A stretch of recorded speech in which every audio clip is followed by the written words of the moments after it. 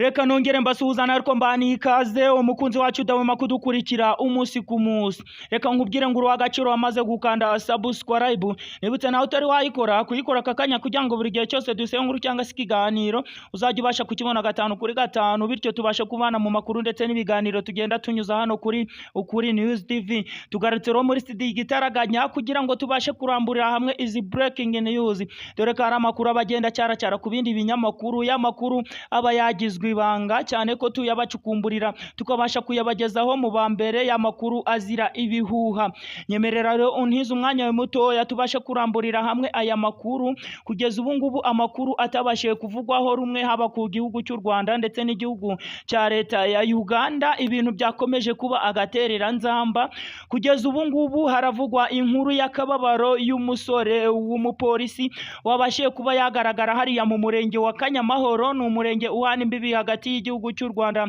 ndetse n'igihugu cya Uganda. Yabashe kuba rero yahagaragara ahagana mu masaha 3 aho yabashe kuba yagaragara munsi y'igiti cy'avoka, aho yaje kuba yagaragara yajombaguwe ibyuma mu buryo bukabije. Iyi nkuru rero leta ikimara kuyimenya yabashe kuba yahita itabara, dore ko bahise bakora n'igisa n'umukwabu cyangwa se kuba bashakisha uwaba yagiriye nabi uyu musore Murenzi Fabien. Uyu Murenzi Fabien wari uri hagati y'imyaka 23 ndetse na 25 yaje kuba rero yagaragara ahagana mu masaha 3 aho ngaho mu murenge wa Kanyamahoro, aho yaje kuba yagaragara ayajombaguwe ibyuma ndetse yagiriwe nabi mu buryo bukabije. Kugeza ubu ngubu inzego z'umutekano zirimo gushakisha ndetse zirimo guhiga bukware uwaba wese yaba yitwikiye inyuma y'iki cyaha cyangwa se kuba yaba afitanye inzigo cyangwa se yaba afitanye ikibazo n'uyu musore. Uyu musore bivugwa ko yari umusore w'umupolisi hariya mu gisirikari cyangwa se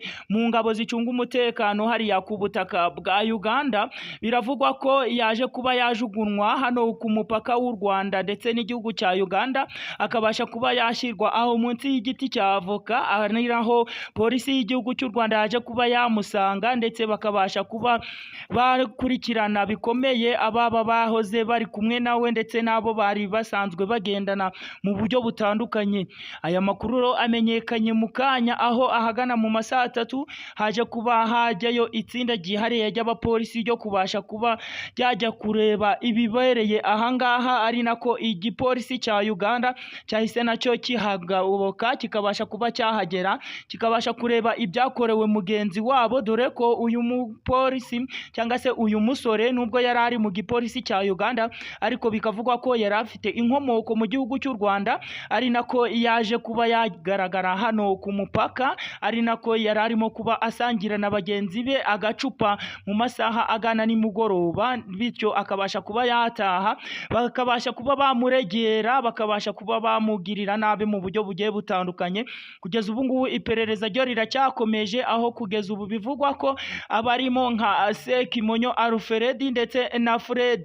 Rusagara aribo babashe kuba bamaziye gutabwa muri yombi hagati y'igihugu cya Uganda ndetse n'igihugu cy'u Rwanda, bikaba birimo gufatanya kugira ngo bibashe kumenya neza uwaba ari inyuma y'iki cyaha, dore ko ahangaha muri uyu murenge havugwa ubwicanyi butandukanye, aho mu mici ishize babashe kuba bakubita umugabo kugeza n'ubu ngubu akaba akiri mu bitaro bya CHK. Muri uyu murenge rero hagaragara urugomo rugiye rutandukanye, aho harimo insoresore ndetse n'abandi biyita abamarine bagenda bambura abantu ibintu bigiye bitandukanye, aho bivugwa ko uyu musore yari amaze kuba yarangiza iminsi igera kuri 2 iwabo mu gihugu cy'u Rwanda, ariko akaba yari yerekeje mu kazi mu gihugu cya Uganda, aho yari arimo asanzwe akora akazi nyine ko gucunga umutekano nk'umupolisi wa hariya mu gihugu cya Uganda.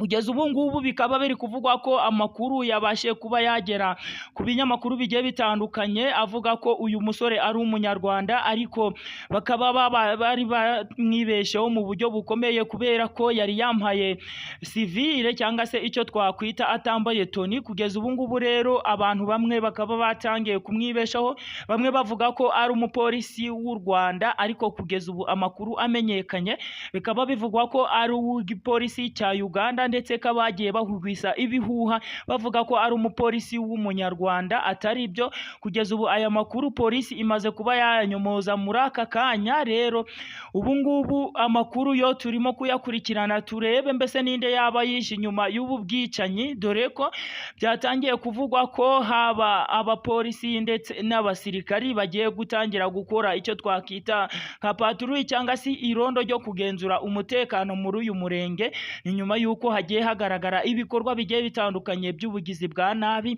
ndetse n'abantu bo babasha kuba bakambura abandi ibintu byabo, haba amatelefone ndetse n'amasakoshi agiye atandukanye, dore ko hariho havugwaho ibyaha byinshi bitandukanye ndetse ibyaha byo gutera icyo bita kaki cyangwa se kuba wafata umuntu bugwate ukabasha kuba wamwambura ibyo ufite, dore ko abaturage bo muri uyu murenge batangiye kuvuga ko umutekano uramutse udakajijwe hano muri uyu murenge bishobora guteza ikibazo gikomeye, dore ko nta muturage ukigenda mu masaha ya nijoro cyangwa se ngabe yagira ikintu ajya gushaka ku kabotike mu gihe hatangiye kuza umwijima. Ibi ngibi rero akaba ari byo byahise bituma polisi y'igihugu cya Uganda ivuga ko igiye gutangiza umutekano ukomeye no gutangira kurinda abapolisi bayo, dore ko no mu Rwanda bavuze ko uyu murenge ugomba guhabwa irondo ryihariye ndetse bakabasha kuba bahashya ibi ngibi byitwikira ijoro nyine, aba basambo bakabasha kuba bakiba